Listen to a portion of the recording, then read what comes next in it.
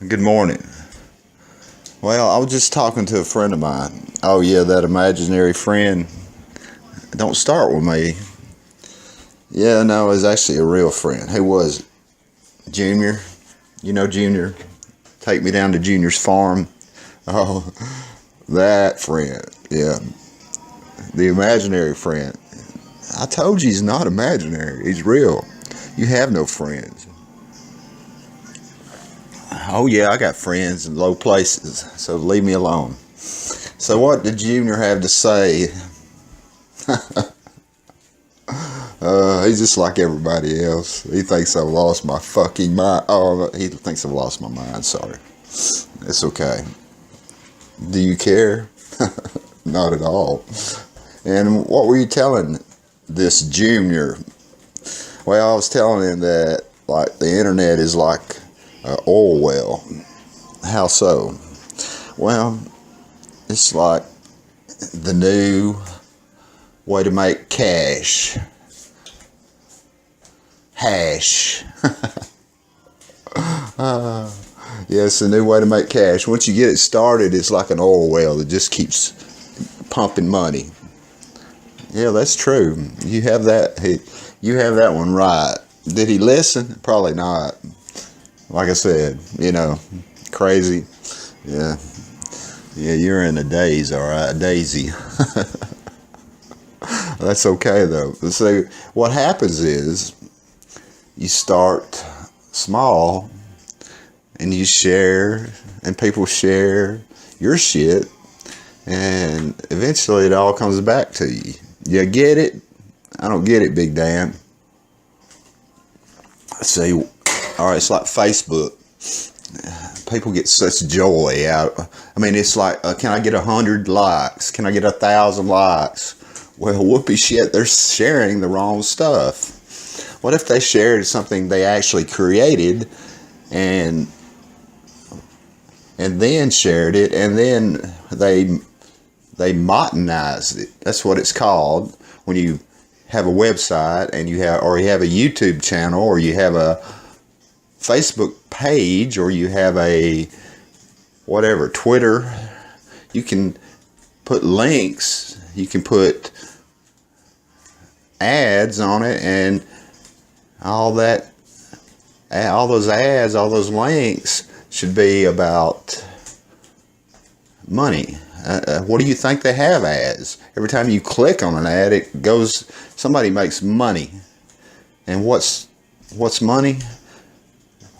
Money's what it's all about. Oh, no, you can't say that.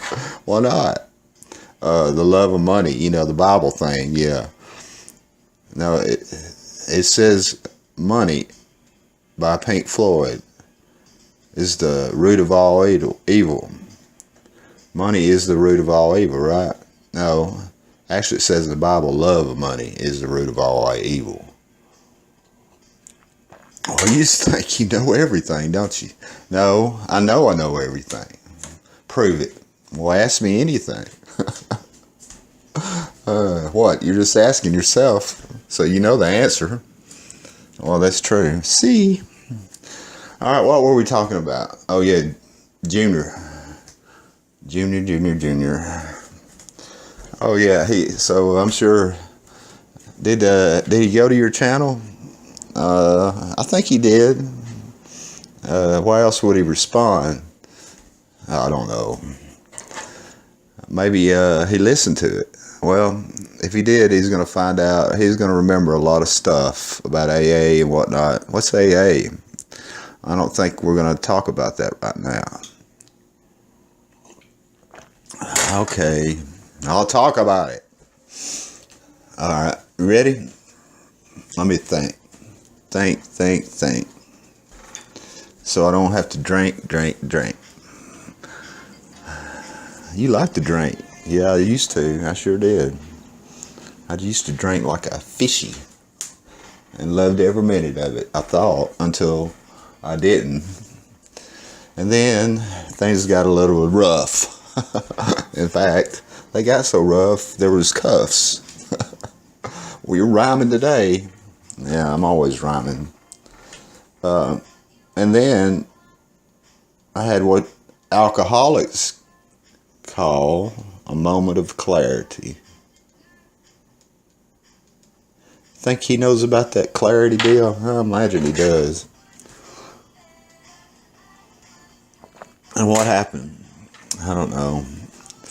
Well, I was sitting alone. I was spending a lot of time alone at that time, and one morning I drank myself into oblivion, as usual. And I woke up and there was this, you know how they have all these ads late night. You ever wonder why they have those ads at that certain time? And I saw this ad for a treatment center, which will remain nameless, not Bradford, okay? And I called up this number. No, I didn't call up right then. I wrote it. For some odd reason, I passed out on the couch, and I woke up, and I called, in the morning, I called the number.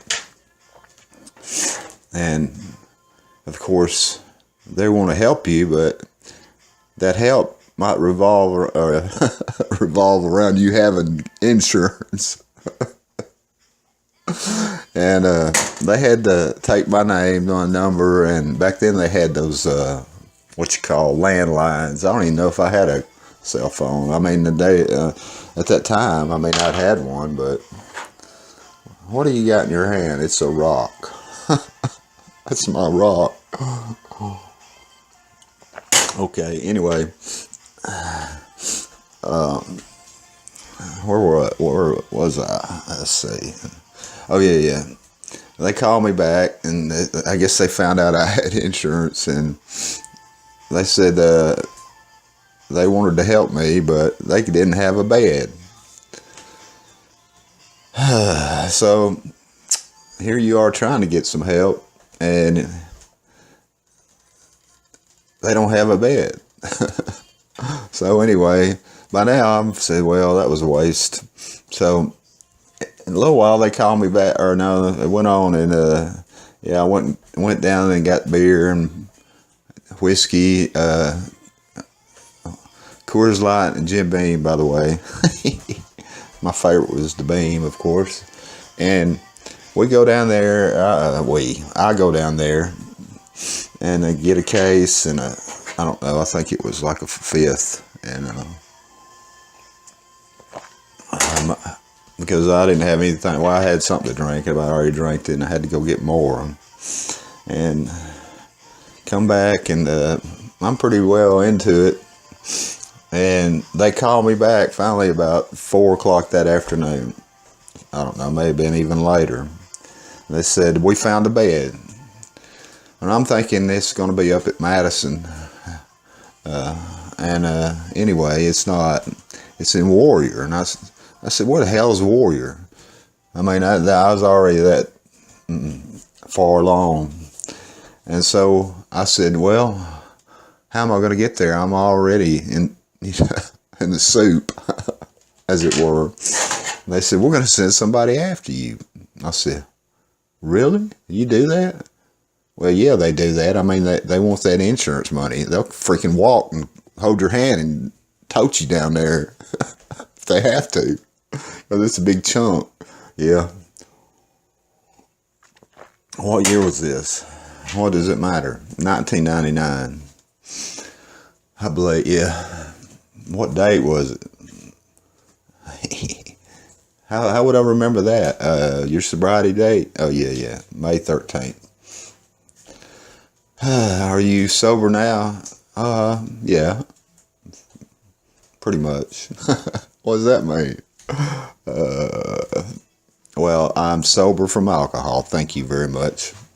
And see, AA has a thing called singleness of purpose. They don't deal with anything else. They only deal with alcohol. Who told you that? J.O. Who's J.O.? He was my sponsor.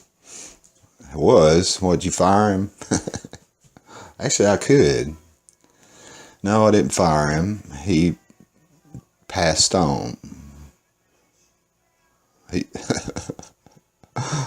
In other words, he died. He croaked.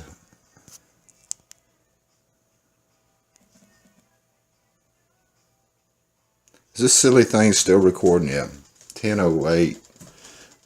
10:10. Oh, yeah, that's minutes, seconds. I need to watch that, don't I? For some odd reason. So anyway, where were we? Yeah, he was fixing to go to treatment. Yeah. Oh, I passed all tests. they said I could go home and 30 meetings or 90 meetings in 90 days and keep coming back, and I said, shit. I thought I was cured. No, it don't work like that.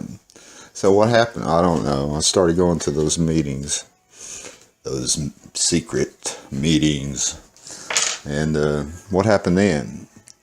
Having had a spiritual awakening, yeah, you had a spiritual awakening. See, senor, your pants are tore. You better go home and get some more. Where does this come from? I have no idea. And I was just on that pink cloud, and everything was hunky dory, and then it wasn't. And so for about almost 2 years, I went to a lot of those top secret meetings where they write your name somewhere, and then they don't, because you're a member when you say you're a member. There are no dues or fees. If you got money, if you want to give, that's fine. If not, fuck it. Sorry.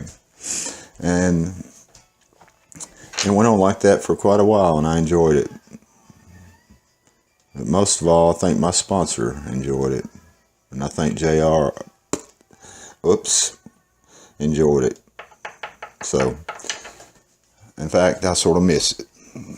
But you can have a meeting wherever you are, with whoever, They got open meetings, they got closed meetings, and it's all about you. And one day at a time.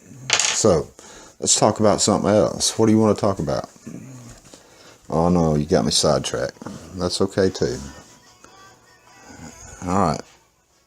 I think that might be enough right now. So, I guess this might be my second video. Oh, audio. I keep forgetting. Alright, talk to y'all later. Bye.